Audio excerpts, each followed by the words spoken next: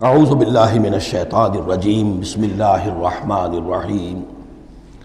اس کے بعد دو رکوع جو ہے ان میں ذکر ہو رہا ہے غزوہ احزاب کا۔ ہمارے پاس چند منٹ ہیں تو غزوہ احزاب کا جو تاریخی پس منظر ہے وہ میں بیان کر دیتا ہوں، باقی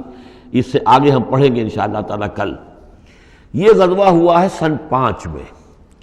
اور اس کے لیے جو ہے بڑا اہتمام ہوا ہے۔ سب سے پہلے تو یہ کہ بنو نذیر جو نکال دیے گئے تھے مدینے سے،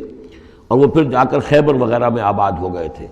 اب انہیں مدینے کی یاد آتی تھی، انہیں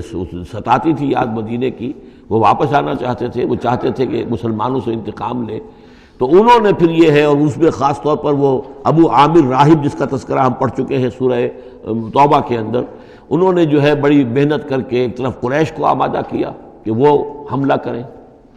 دوسری طرف یہ ہے کہ جو نجد کے قبائل تھے غطفان وغیرہ ان کو آمادہ کیا۔ تو یہ ایک گویا سمجھیے کہ متحدہ محاذ بن کر ایک گرینڈ آرمی جو ہے وہ آئی، 12,000 کی فوج، جو عرب میں یوں سمجھیے کہ یہ کوئی انہونی سی بات تھی کہ کوئی اتنی بھی قوت، وہ شمال سے بھی آئے، جنوب سے بھی آئے، اور مغرب سے بھی آئے، مشرق سے بھی آئے۔ اس کا نقشہ تو بعد میں جب ہم پڑھیں گے تو کھل جائے گا۔ اب انہوں نے آ کر گھیر لیا مدینے کو، محاصرہ کر کے پڑ گئے، اتنی بڑی فوج۔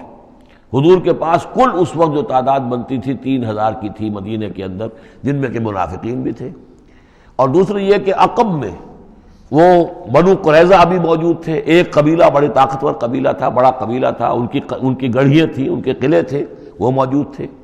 اب پیچھے وہ موجود ہیں، اندیشہ ہے کہ کہیں وہ غداری کریں، جیسے کہ اس سے پہلے بنو قینقاع نے کی یا بنو نذیر نے کی، اس وقت وہ غداری کریں گے، اور اس کی خبریں بھی مل گئی تھیں کہ سلسلہ جنبانی ہو چکا ہے اور باہر سے وہ لشکر آ گیا ہے۔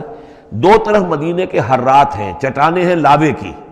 سیاہ پتھر ہیں اور چکنے ہیں، ان کے اوپر نہ اونٹ چل سکتا ہے اور نہ گھوڑا دوڑ سکتا ہے۔ تو وہ جو حرات ہیں مدینے کے دو طرف، وہ تو گویا کہ ایک اللہ تعالیٰ کی طرف سے ایک نیچرل پروٹیکشن جو ہے مدینہ کو ملی ہوئی ہے۔ اب دو طرف جو رہ گئے تو اس میں پیچھے تھے، یہ عقب میں جو ہے یہ بنو قریظہ کی گڑھیاں تھیں، اور سامنے کا علاقہ تھا کہ جہاں سے لشکر آ کر جو ہے انہوں نے جو حملہ کرنا تھا۔ تو پھر حضرت سلمان فارسی کے مشورے پر جب یہ مشورہ کیا حضور نے کہ اب اس طرح کیا کیا جائے، اتنا بڑی فوج آ گئی ہے، تو انہوں نے پھر بتایا کہ ہمارے ہاں یہ ایران میں یہ رواج ہے کہ جب اس طرح کی سچویشن ہو تو کھلے میدان میں جا کر لڑنے کی بجائے ہم خندق کھود لیتے ہیں، تاکہ اس خندق کے اندر سے ہو کر پھر یہ ہے کہ جو بھی چھلانگ مار کے آئے گا خندق میں سے، اس کو عبور کر کے آئے گا تو ان کے ساتھ مقابلہ کرنا آسان ہے۔ ایک ایک کر کے آئیں گے، 10 آئیں گے، ایک دم پورا لشکر جو ہے دوڑ کر جو ہے کیولری ان کی جو ہے گھوڑے دوڑا کر تو نہیں آ سکتے۔ تو اس حوالے سے پھر خندق کھودی گئی۔ بہت ہی یعنی رصد کم تھا، فاقے لوگوں کو ہو رہے تھے، 2 3 دن کے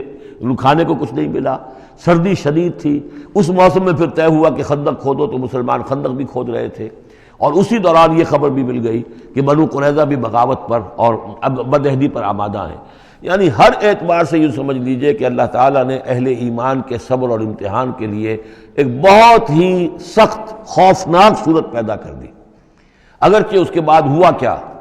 اس میں یہ ہے کہ ایک حضرت نعیم تھے ابو مسعود الاشجعی، نعیم بن ابن مسعود اشجعی، انہوں نے ایک بڑی تدبیر کی، حضور سے آ کر اجازت بھی لی۔ اشجعی قبیلے کے تھے، وہ باہر کے تھے، مدینے کے نہیں تھے، کہ حضور اگر آپ مجھے اجازت دیں تو میں ان کے مابین کچھ آپس میں بد اعتمادی پیدا کر دوں۔ بنو قریظہ کے پاس گئے کہ دیکھو تم یہاں رہتے ہو، یہ تو باہر سے آئے ہیں، فرض کریں چلیے آپ یہ سمجھتے ہیں کہ وہ جیت جائیں گے اور محمد اور ان کے ساتھیوں کو تم ختم کر دو گے، لیکن یہ بھی سوچو کہ اگر برعکس ہو گیا، 10%، 20%، 30% کوئی امکان ہے کہ نہیں، تو تم کیا کرو گے؟ تمہیں تو یہاں رہنا ہے، پھر محمد کے ساتھ پھر تمہارا معاملہ ہوگا، اور ہو سکتا ہے کہ وہ چھوڑ کر چلے جائیں۔ پھر تو تم ایسے کرو کہ ان سے مانگو کہ کچھ لوگ ہاسٹیجز تمہیں دیں اپنے، تاکہ ان کو یقین یہ رہے، تمہیں یقین رہے کہ وہ اپنے وعدے سے پھریں گے نہیں، جو بھی وعدہ انہوں نے کیا ہے تمہارے ساتھ مدد کرنے کا، اور تمہارا جو اندر سے تم مسلمانوں پر حملہ کرو گے تو جو کچھ بھی ان کے وعدے وہ پورے کریں گے۔ انہوں نے کہا بات تو ٹھیک ہے، یہ نعیم جو کہہ رہا ہے یہ بات صحیح ہے۔ تو انہوں نے وہ مطالبہ کیا ان سے، قریش سے، اور وہ جو لشکر باہر پڑے ہوئے تھے 12,000 کے، کہ آپ اپنے کچھ آدمی ہمارے پاس بھیجیے تاکہ ہمیں اعتماد رہے، ہمارے پاس وہ رہیں گے ہاسٹیجز کی حیثیت سے، کہ ہمیں یقین رہے کہ آپ اپنی بات پوری کریں گے۔ ادھر سے جا کے ان سے کہا کہ وہ تم ان کے اوپر کیسے اعتماد کر رہے ہیں، وہ تو تمہارے اوپر اعتماد ہی نہیں کرتے، تم سے آدمی مانگ رہے ہیں۔ اور اس طریقے سے ان کے مابین جو ہے وہ ایک فرکشن پیدا کر دی، بد اعتمادی پیدا کر دی۔ ایک تو یہ ایک تدبیر ہوئی، دوسرے یہ کہ سب سارے امتحان پورا ہو گیا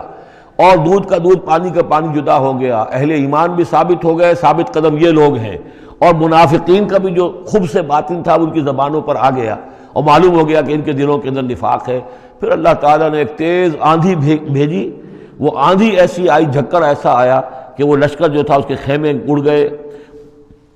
جہاں دیگیں چڑھی ہوئی تھی چولہوں کے اوپر آگ لگ گئی، اور اس سے ایک افراتفری پیدا ہوئی، جس کے نتیجے میں وہ لشکر انہوں نے اپنا وہاں سے کیمپ اٹھایا اور چلے گئے۔ باقاعدہ کوئی بڑی لڑائی کی کوئی شکل پیدا ہی نہیں ہوئی، لیکن اللہ نے بس امتحان جو ہے ایک شریر مسلمانوں کا لے لیا۔ صدق اللہ العظیم۔